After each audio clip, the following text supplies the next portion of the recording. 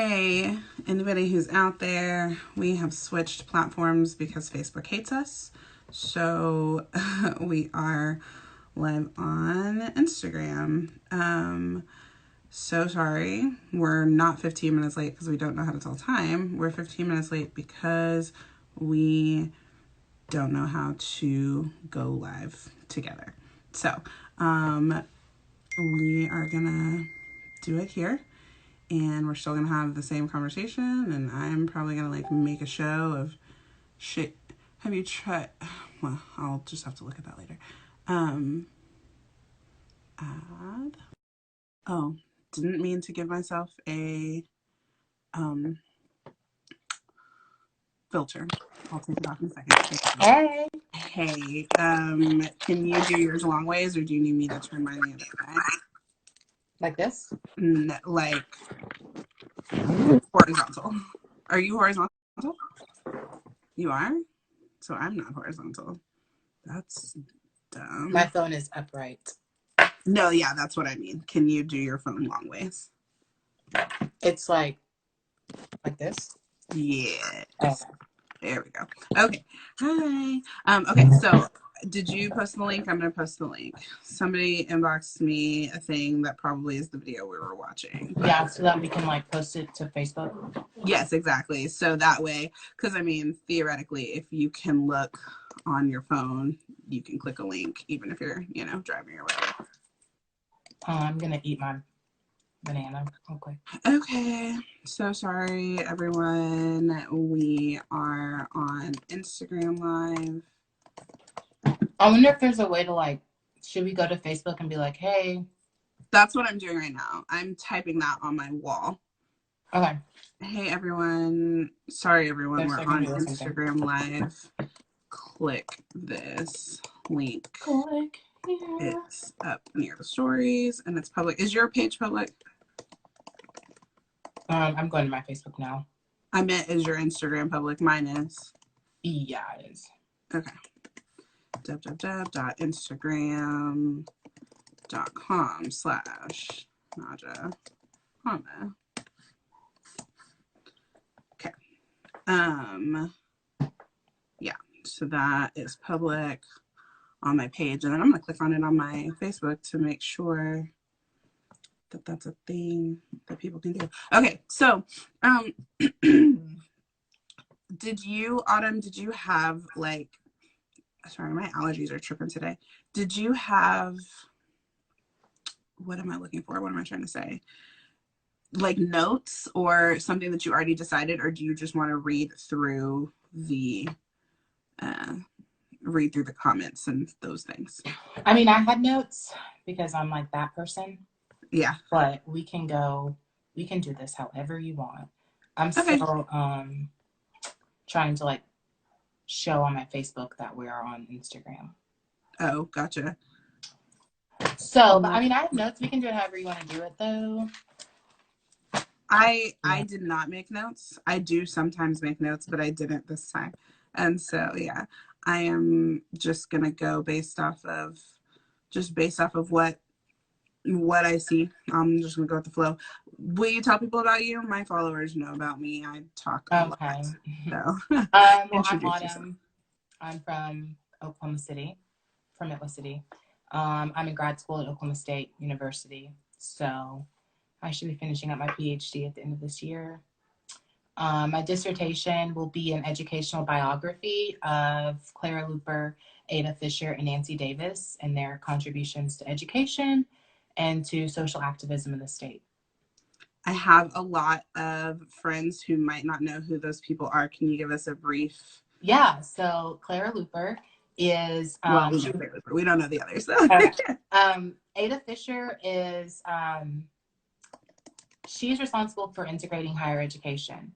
Her case went to the Supreme Court. She was represented by the NAACP, Thurgood Marshall, and she was able to overturn the legislation preventing Black students from going to predominantly white institutions. So when she wanted to go to OU's law school, they wouldn't let her in because it was against the law for her to be there. Like teachers, students would have been fine for her even sitting in the same class. Wow. And so they tried to create Langston University Law Program, but it was very subpar, like most, like all Black schools. So she refused to go there. So the case went all the way up to the Supreme Court, and she was admitted to OU. And so that integrated higher education and led to Nancy Davis being the first Black woman admitted into Oklahoma State. So that, like, as a personal, like, importance for me, because I'm a Black woman in Oklahoma State now. So I just felt like it was important to acknowledge, like, our foremothers and the women that just did all of the heavy lifting so that we can kind of, and, you know, have all of the freedoms that we have now. But I mean, there's still work to be done, but I just think it's, and also Nancy Davis was the first Black woman admitted into Oklahoma State. She was an educator at Dungy in Spencer, Oklahoma, which was a segregated annex of Choctaw Public Schools. And so you have 3 women who were very much active in social justice roles and activism here in the state. And it really, it just like paved the way for like democracy for future generations. And I don't know, like for me, it's just like as a Black woman educator here in the state, these are women who walked the same streets I did, drove the same streets I did. And like, I just want to learn from them. And I think others can learn from them. So, yeah. Love it. I'm so excited to see your research and all of that stuff. It's gonna be so great. Okay, so are you currently a classroom teacher? I know the answer, but other people don't necessarily. So I am an instructor. I am an instructor for a nonprofit. I teach the science section of the high school equivalency test, the GED. I teach at OIC, which stands for Opportunities Industrialization Center, and we are a nonprofit here in Oklahoma City who help adults get their high school diplomas, but we also kind of help with like life skills. Like we have life skills classes, we have career tech programs. So we kind of just go like beyond just education. Like we want to get them their high school diplomas, but we understand that a high school diploma is really just a means to an end. Like you need the high school diploma for whatever your reasons are, but we want to make sure that when you leave OIC, you are like set. So we help with career tech, we help resumes, we have a lot of partnerships to help students get like jobs. And like part of the reason why I love OIC, it kind of adheres to what I think the purpose of education is. And so we really meet with our students and understand like what do they like to do. And then we foster that and facilitate that. So we have students who come in who are like, I love to cook. And we have partnership with the Salvation Army. And so we can get them in with the Salvation Army, maybe cooking meals. And then that turns into an entire career that they are able to pursue. Yeah. And so I've been teaching there for a year. I was a classroom teacher. I taught middle and high school science for 5 years. I love teaching. I love education, but I didn't love kind of the bureaucratic mess that came along with it. You didn't? No, I hated it. I hated it. It was just, it sucks. Like being told what to do all the time. Like, and I'm kind of like a rebel without a cause. So like, I don't like being told what to do. And so, one thing I really love with OIC is that we are trusted as professionals. Like we have an executive director, and she was an instructor there before becoming our ED. And she's very much like, I trust you as a professional to do what you need to do. So I teach the science section, I'm left alone. And of course, like if students aren't performing, then I will be questioned like, hey, what are you doing in your classroom? But I mean, I'm left alone. I'm able to formulate my own curriculum. I write my own lesson plans. And I'm like at 100% rate of students passing their science tests. So that right there is what is what's important. We'll talk about that in a minute. But I mean, yeah, that obviously shows that there is some success for sure. Yeah. And so let's jump into that. Why don't we just start with real quick,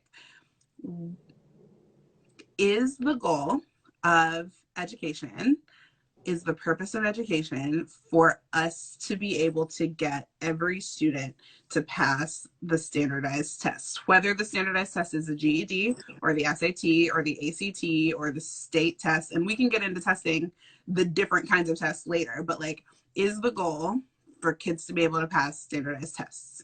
No. Mm-mm. Okay. I think that standardized test has a monetary value to it. Like if you think about McGraw-Hill and the fact that they're able to sell curriculum and sell these tests, then you kind of figure out that like education's become kind of like monetized. Mm-hmm. And so now like standardization is like uniform, boxing people in, Mm-hmm. putting them into a box. And I don't think that's the purpose of education. Is the box not necessary?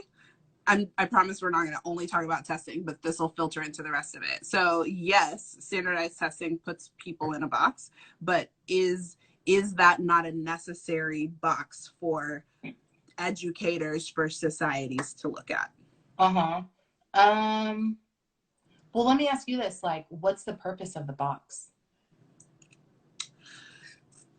For the sake of common ground, for the sake of having, because okay, so if you have kinder and then you have first, you go on middle school, high school, college, or not college and career, right? Mm-hmm. So if we can say as college professors that everybody has written some papers, done some science experiments, they know that once upon a time the US wasn't a unified country. You know, if we can tick off some boxes of what mm-hmm. people know coming in, then that helps us talk about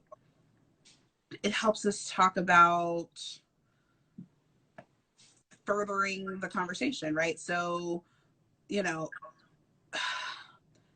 if there are going to be grades and there are going to be levels, then then the grade and the level has to mean something. Granted, there don't have to be grades and levels, but okay, go ahead.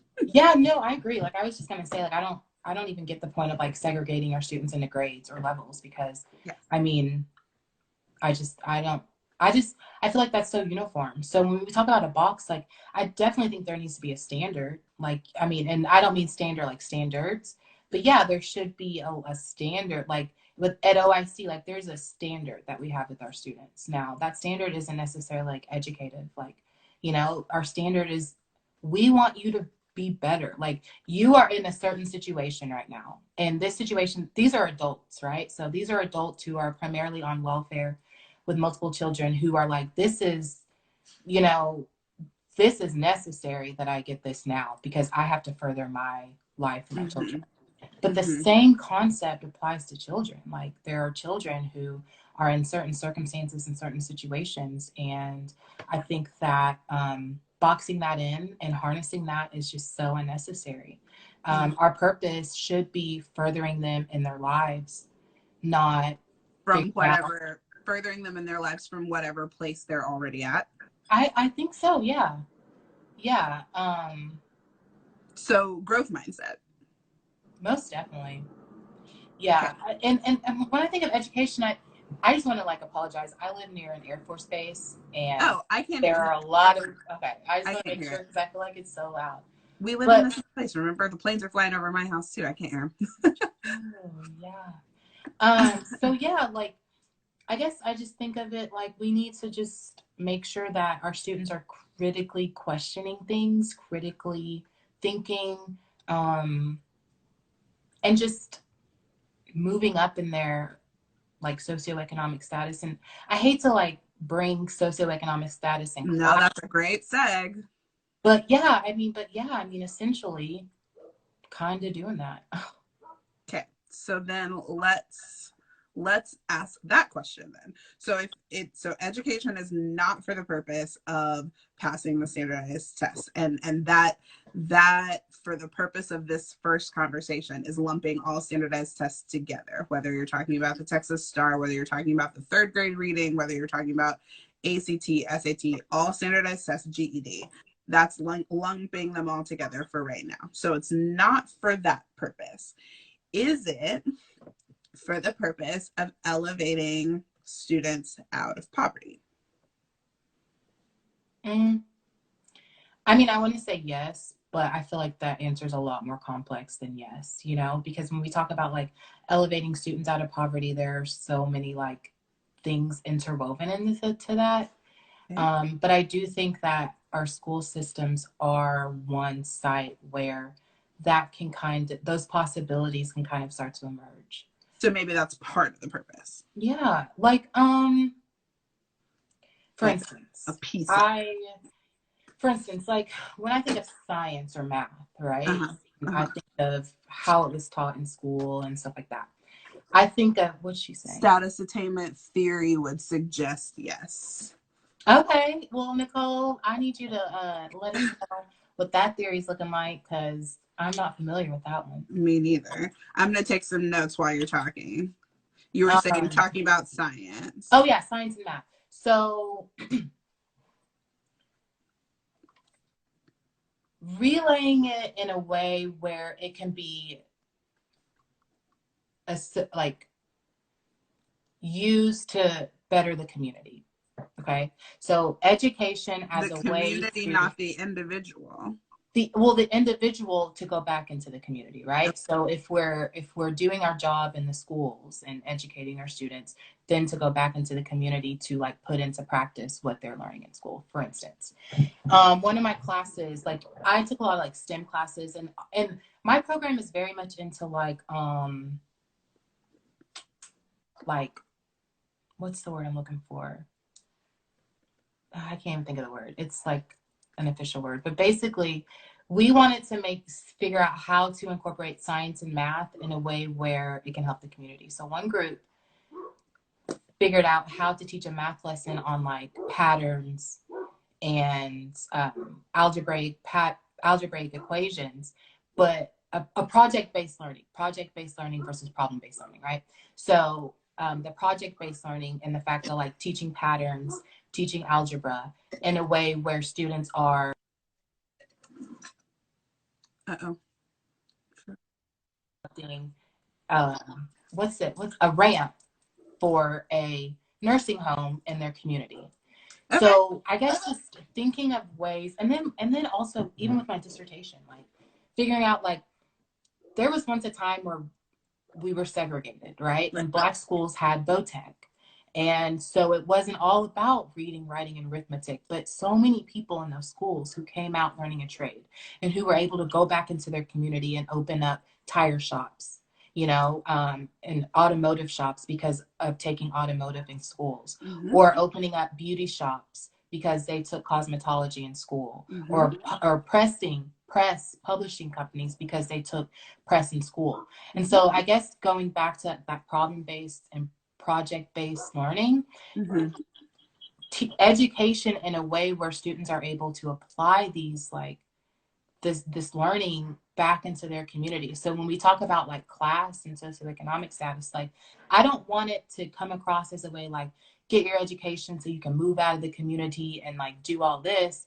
I'm thinking of it as a way where like we can collectively educate our community, and then they can like pour that back into the community. And so then we're able to like hopefully move toward uh, like minimizing that gap between class. You know what I'm saying? Yes. So I don't know if that came out across very No. well. Okay. So the only thing I want to do is like pull some of the things that you were saying together because I tracked with everything that you said. So, one of the purposes of education is, in our opinion, whatever, to elevate the individual so that the community can also be elevated.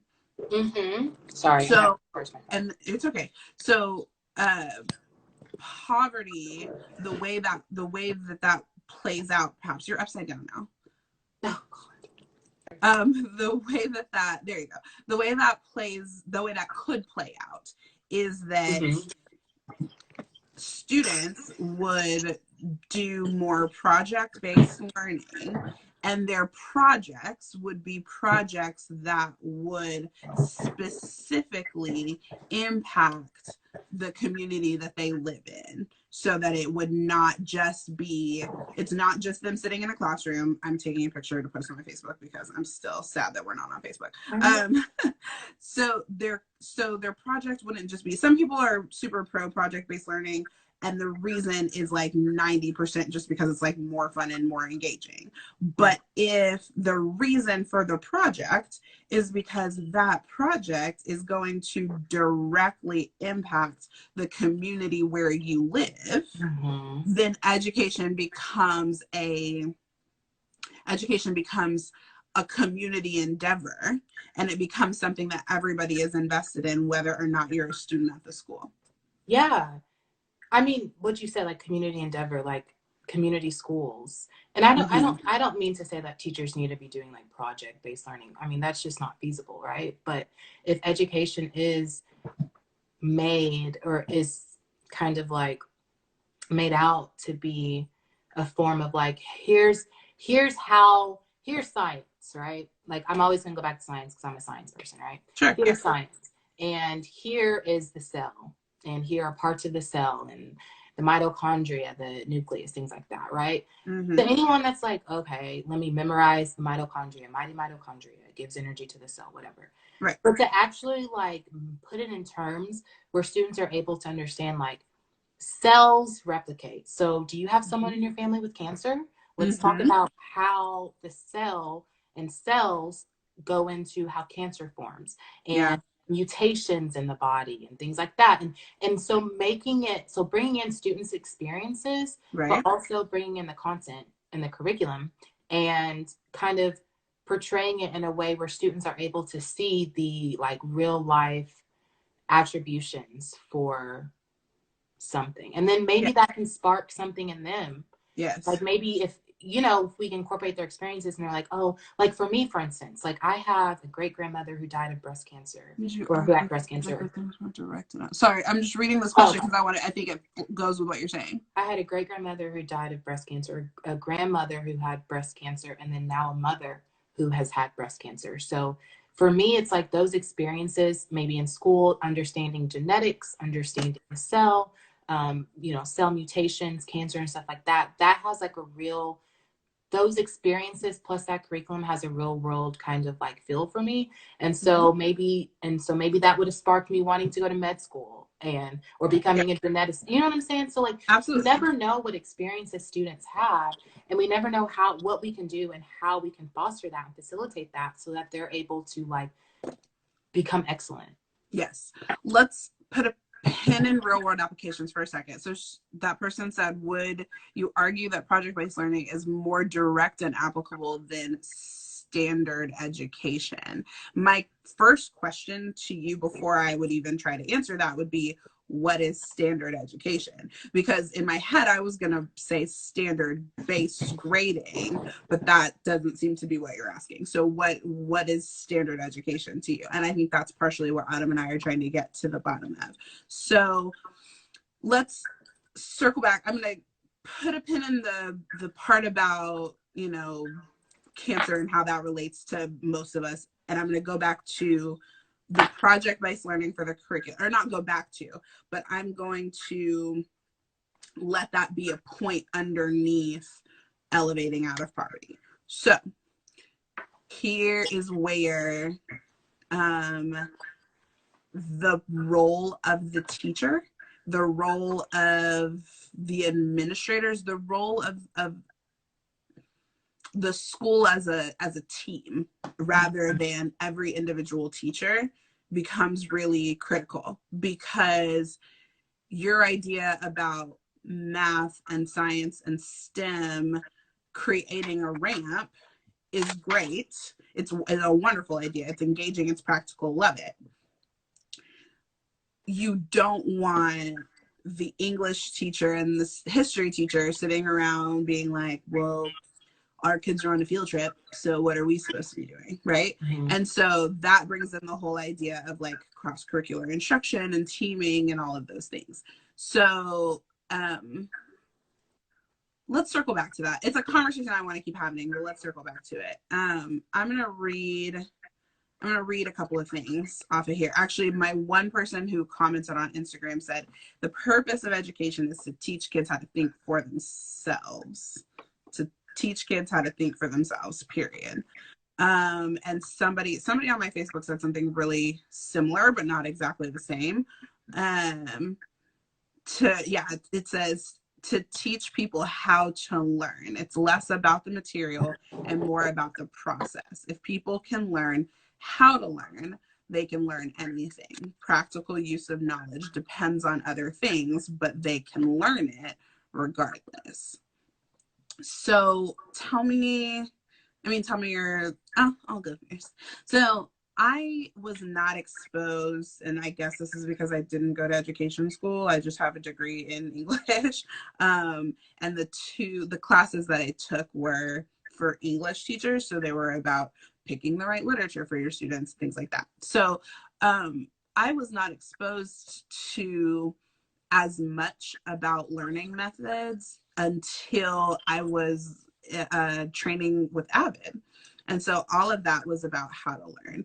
And all of that was about using the same practices no matter what subject you're in. And so, here's annotation strategies and reading strategies, because whether you're reading a novel or whether you're reading a science textbook or whether you're, decoding a math word problem, you still have to know how to read. You have to know how to decode the words on the page. And so I actually had just thought of that. My friend said that the International Baccalaureate program, I know we've all heard of IB. Have you ever had any experience like actually teaching it? I've never taught it or been at a school where it was taught.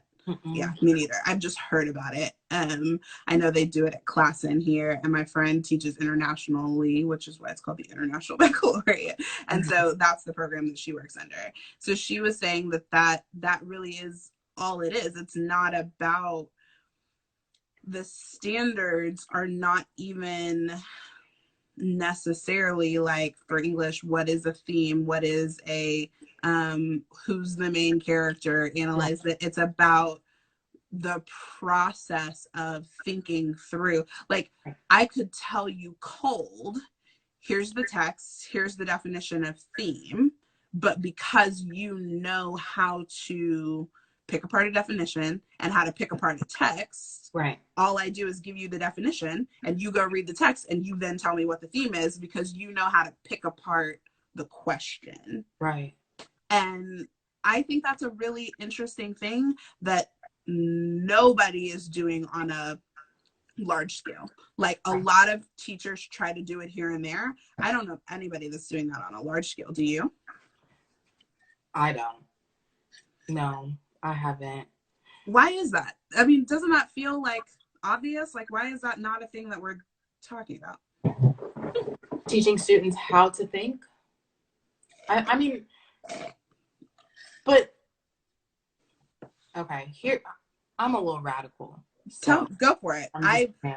radical too. I just haven't gotten there yet. When we talk about teaching students how to think, I immediately think of indoctrination, right? Yeah. Like, yeah. There's a really fine line between like helping students come to that self-realization, like self-actualization, and indoctrinating them. And even with me, like, I have my thoughts and my opinions. Like I said, I'm pretty radical in my thinking. And so I have to make sure that, like, yes, I want my students to question everything. Like, don't just believe everything you're told. Question it critically. Like, question everything. Yep. But I don't want to impose my own thoughts and views onto my students and indoctrinate them and teach them how to think like me. Right. So, like, teaching them how to think, there's a very fine line between that. Like, yeah, students need to learn how to think. Like, and this is coming from someone who taught like middle school, high school, and then going to higher ed and dealing with like college freshmen. And I'm like, whoa, like, these freshmen, they don't know how to think because they've gone through 12 years of being told what to think, how to fit into this box. And now they're in college and they're expected to critically think. Yeah, they're expected to think, but it's like they don't know. Like, think. What what? Right. But I do. Okay, I want to go back to Nicole's question about, would you argue problem-based learning is more direct and applicable than standard education? So like,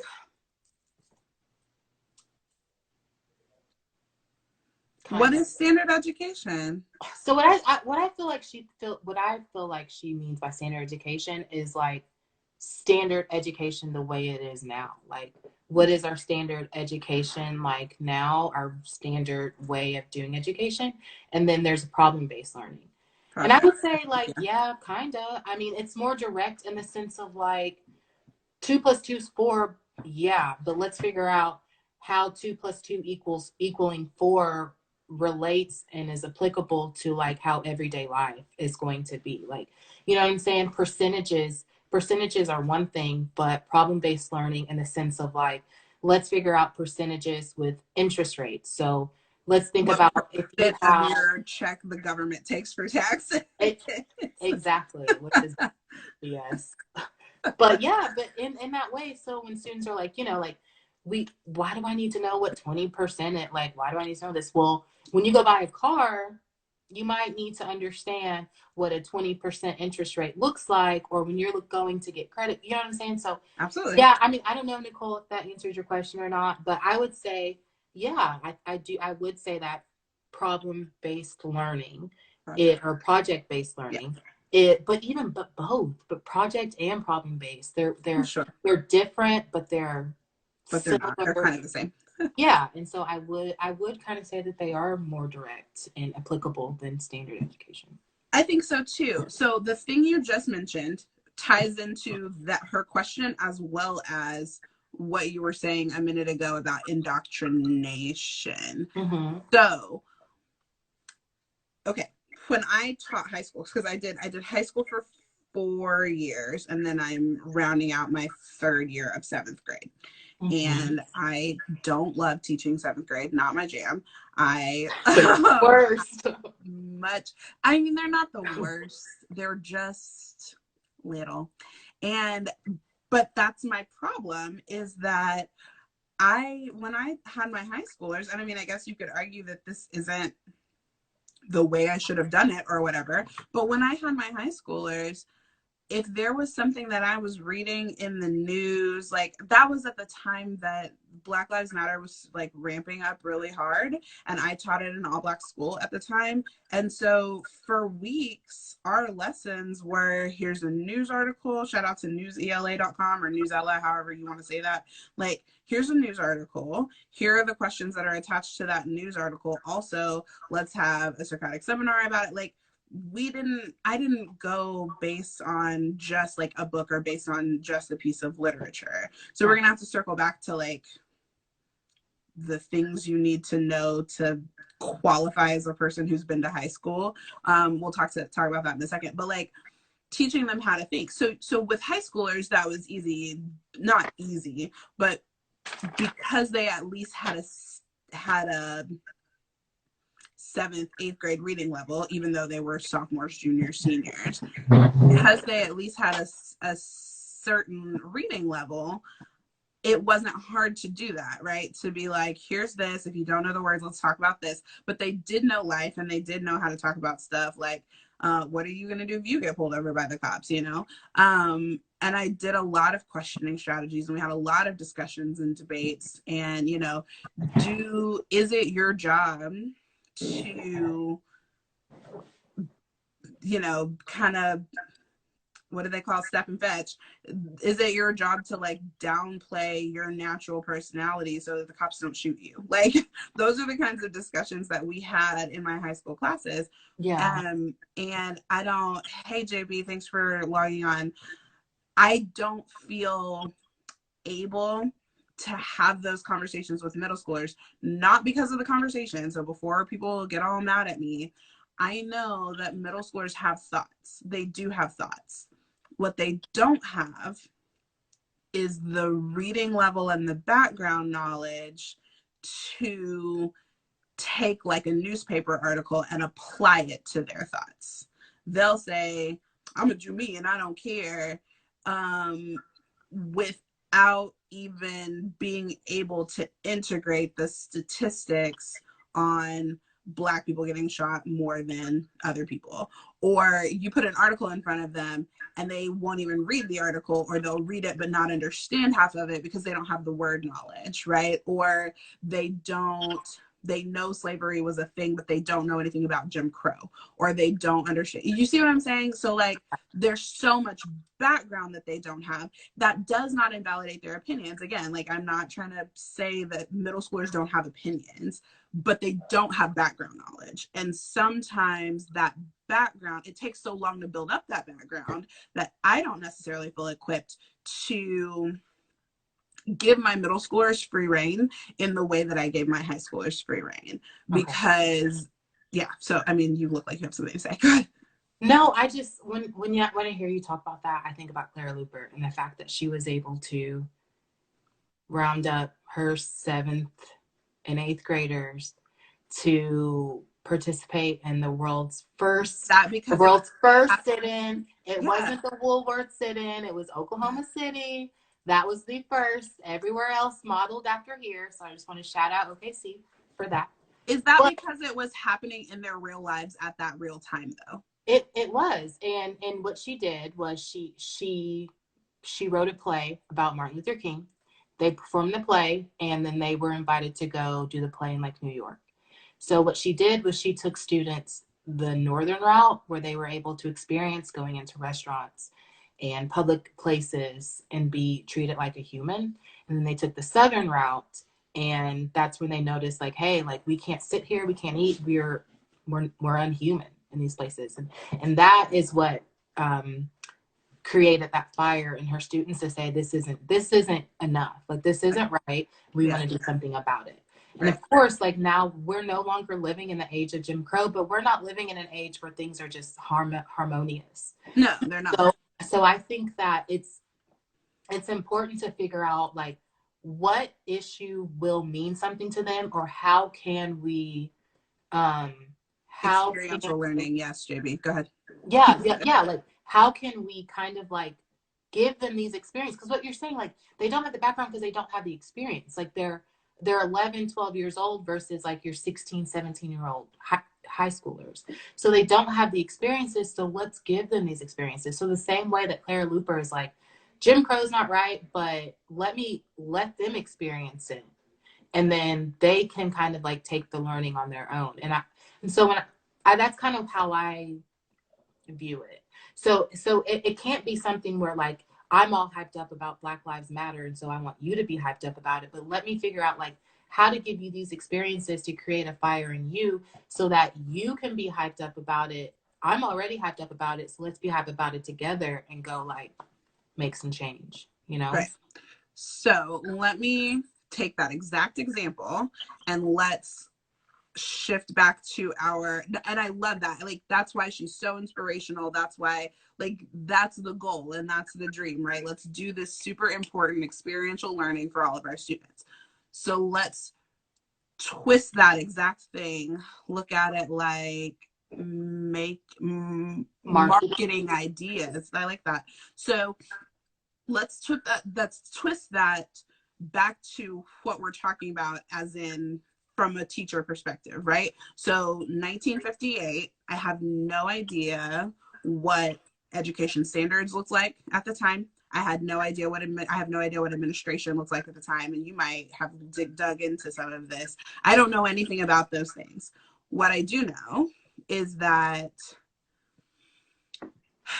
I don't feel able, and okay, I'm sorry. So you were saying, like, she wrote the play, they went on the trip, they did all these things. What subject did she teach? Did she teach English? Did she teach social studies? Did she teach drama? That's the thing. Like, she was a history teacher, but okay, no, but that makes a big difference, though, because history encompasses all of it. But the thing is I've interviewed students who are like, she was a history teacher, but I can remember learning my algebra from her. I can remember learning typing. So it was more than just like content specialist. It was very much like, I can't think of the word. Cross-curricular, yeah. Yeah. So, okay, and that's beautiful. still, even because I'm trying to practicalize it, like, let's, write a guide for how to be clear loopers in 2020.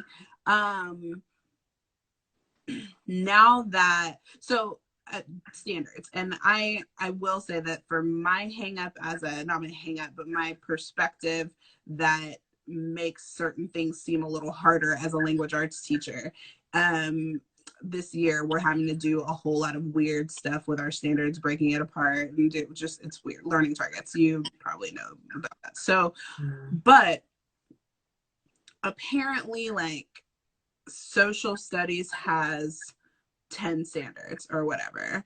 There might be a bunch of things that fall under each standard, right? But the standard itself there's 10. English language arts, there's 100.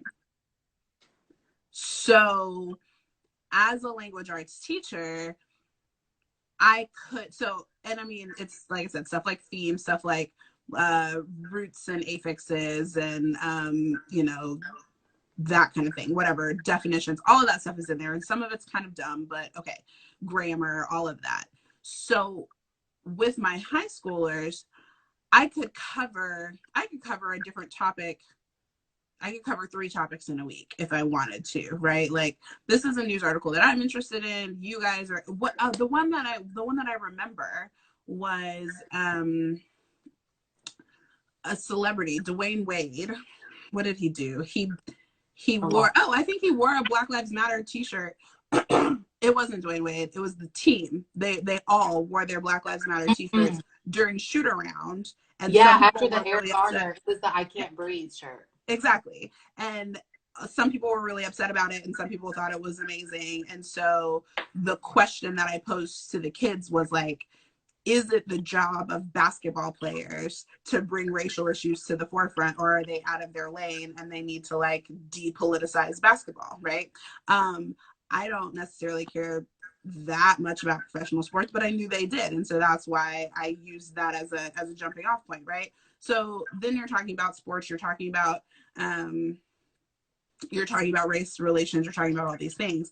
But because I could ground it in the text, not only could I hit 10 of my standards, but we could be talking about something else completely unrelated in 2 or 3 more days.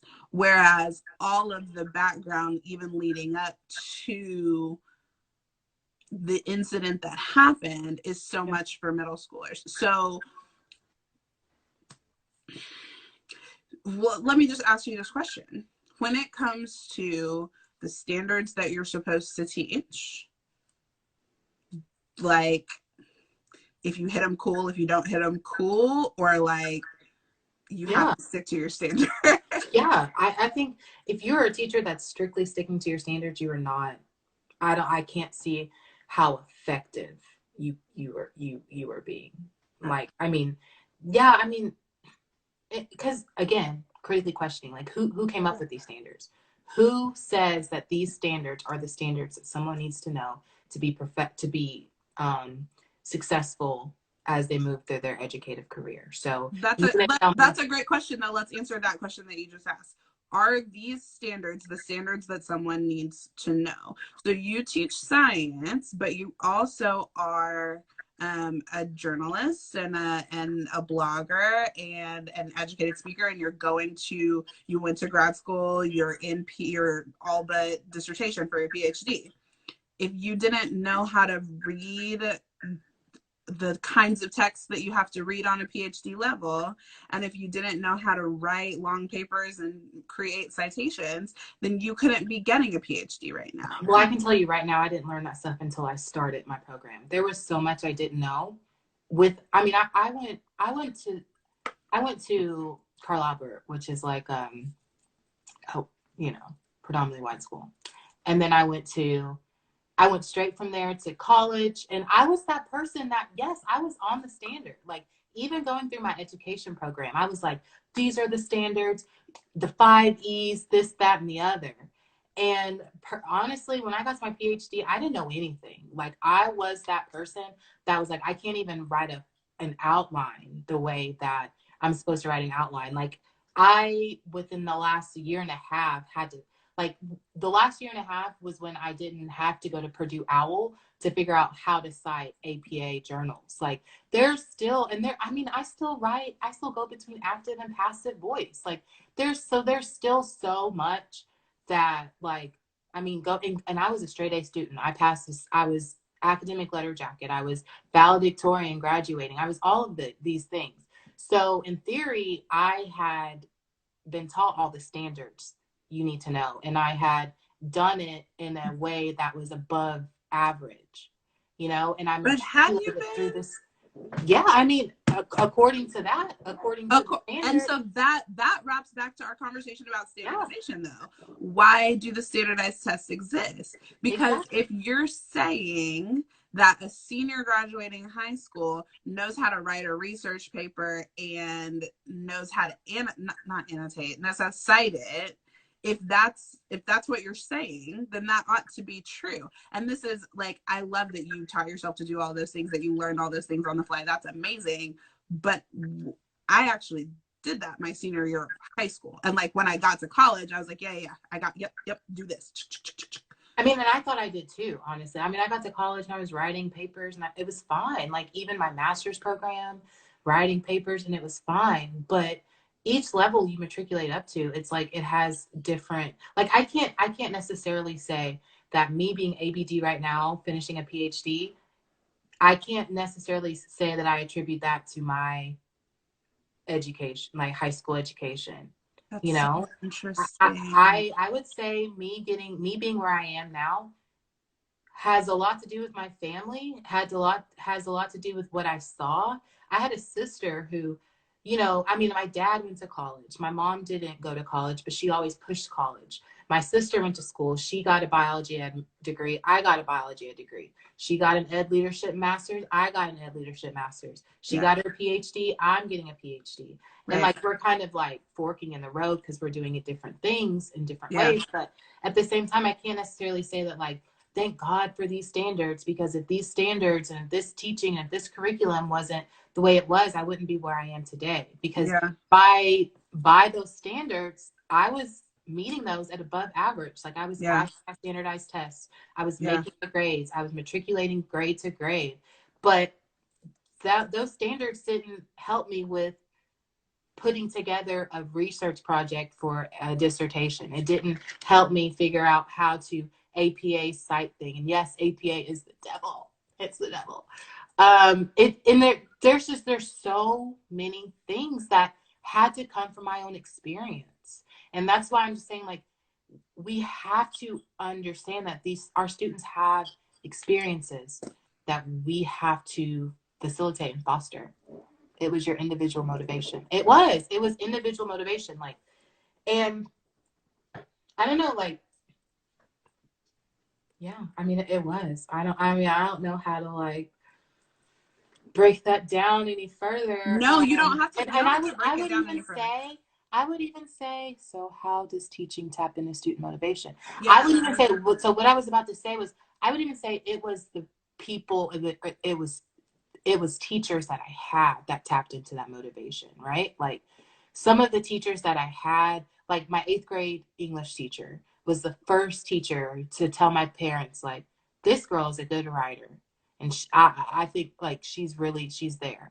And for me, it was like, what? Like, you know, I would have never believed it, but like, so teachers being able to, again, figuring out what is this kid's passion, like what are they good at, and facilitating and fostering that. Like as a teacher, she saw this kid is a good writer. She can write. So I'm going to facilitate that. I'm going to foster that. And I'm going to make sure that she is kind of like moving in a trajectory that enhances those talents that she has. And so, and even like my high school principal, Dr. Kirk, like she was a bad Black woman. Like, I'm not gonna lie. Like she was the first Black doctor I saw, like Dr. Kirk. And for her to wrangle like the type of respect that she was able to wrangle from those rich white parents, for me was like, I want that. Like, I want to be like Dr. Kirk. You know what I'm saying? So for me, it was like, the curriculum was cool, the standardization was fine, but it was those individual teachers that were able to tap something inside of me, spark something inside of me to like keep me going. I love that story. That's great. I'm going to talk about student motivation here in a second too. That uh, is my sweet friend, Jasmine Smith. We know each other from Poetry Land, and then she's also a middle school English teacher, but she's out in Cali. The only reason I wanted to shout you out is because this is, a teacher talk, as you probably saw on my stories. And if you have any questions, comments, or whatever, just let me know, because I'd love to hear your thoughts or whatever. Use the likes and the hearts features to tell us if you agree with what we're saying. So, okay, student motivation. So, and I hate to sound like I work for Avid Center, although I kind of wish I did. AVID stands for Advancement via Individual Determination, right? And by the way, I don't wish I worked for AVID Center. It's not a perfect system. What is good about it is that at the root of every single thing that it does, and it does a lot of things, is the kid has to do it, right? And so it's very much inquiry based. It's very much introspection based in the AVID elective. And let's see, does that matter? Whatever. In the AVID elective, there are dozens of methods that you're to use to teach the kid how to figure themselves out, right? Are you a person who are you an auditory learner or a visual learner? Are you a kinesthetic learner? Hey, Tim Bradford, how are you? So glad you're watching. Are you a kinesthetic learner? How do you best learn? Because, and they start that young, 6th and 7th grade is when they start asking them those questions. Maybe even earlier. I don't know what AVID Elementary looks like. So what did the teacher in class give you? Did they give you visual notes? Did you watch a video? Did you, are you reading a text? And based on what the teacher gave you and based on what you know of yourself as a learner, what do you need in order to master this content? None of it is like the teacher's supposed to do X, Y, or Z. It's like, do you need to write everything down and then go look back at your notes? Use AVID in class using sketchnoting. I want to learn sketchnoting so bad. That just feels like I'm here, and sketchnoting is way up here. Like, not for my brain, because I love that, but teaching kids how to sketchnote, I have no idea how I would do that. So we should totally talk about that. So yeah, what are you going to do for you to make sure that you master the content? So that's back to the question we were asking a minute ago about, yes, please send me resources. The question we were asking a minute ago about growth mindset and about teaching people how to learn, because that's what that is, right? So if you're given a text, if you're not a visual learner, reading is a visual skill, right? If you're not a visual learner, but you're given a text and everything that you're doing is based on that text, what do you need in order to make meaning out of that text? Because that doesn't go straight to your whatever. And I think sketchnoting might be a thing that you would do, but you would have to learn how to sketchnote, right? So I said all of that to say, like, if the purpose of education is teaching kids how to think, can we even bounce back from how far behind we are in that process, right? Let me even give you this statistic as you answer that question. Like, Oklahoma City Public Schools, Millwood Public Schools, those might be the only two in the metro. No, one of them, Moores, Normans, something like that. These are all supposed to be AVID districts and AVID schools. But as a person who works in Oklahoma City Public Schools and a person who worked for Millwood Public Schools, teachers who are teaching the AVID elective and teachers who are AVID trained are very gung-ho, like, they've got to do it on themselves. They've got to figure out what motivates them. And it's not that we don't help or facilitate, but like, we can't do it for you, right? So they've got to motivate themselves with our help. They've got to learn it themselves with our help. And project-based was part of that, right? But the teachers who are trained in it are doing it. The teachers who are not trained in it not only are not doing it, but like don't necessarily even want to do it, don't know how to do it. So how, other than sending everybody to Avid training, which the districts tried to do at a time, right? They sent as many people as they could to this training because it's got these great results of teaching kids how to think. Mm-hmm. How do we even get from what we're doing to teaching kids how to think? I mean, I think we just do it. Like, Who? I think Each individual teacher, but what if they're not? Do they get fired? Like, what? I mean, how do we do? I mean, I don't know. Like, to me, like, again, I'm pretty radical. So I'm like, if every single teacher decides that this is what they're going to do, they're going to fire. Are they going to fire every single teacher in the country? No. No. I'm saying principals want teachers to do it. Teachers won't do it. So I'm saying if the teacher is not following this, like, student-led, what did she say? Shouldn't teachers also use their own interests in the classroom? We talked about that a little bit, and we'll come back to it in a second.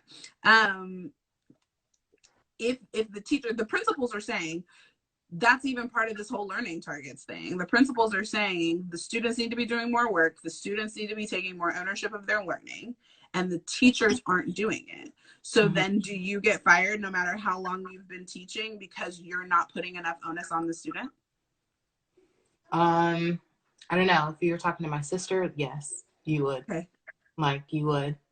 My sister is a principal in Richardson, Texas. And yeah, like, she has let teachers go who are not performing the way that she wants them to perform if they're not getting students on learning targets. Like, I mean, and the thing is, it's like, you can't necessarily say a teacher's not doing it without questioning what the principal is doing to grow that teacher. Yeah, right. I think about my sister and the fact that, like, she will grow a teacher in the sense of, like, I want to see your mock lesson plans. I'm going to see this. I'm going to do that. I'm going to try to grow you. Because the thing is, it's like, whether you went through an education program or not, like, I would say that education programs are still pretty subpar in itself. Like, we're not coming out of education programs as, like, little Aristotles or little Socrates ready to, like, like, write the Republic or anything like that. I came out of the education program not, like, still just being like, what the, Yeah.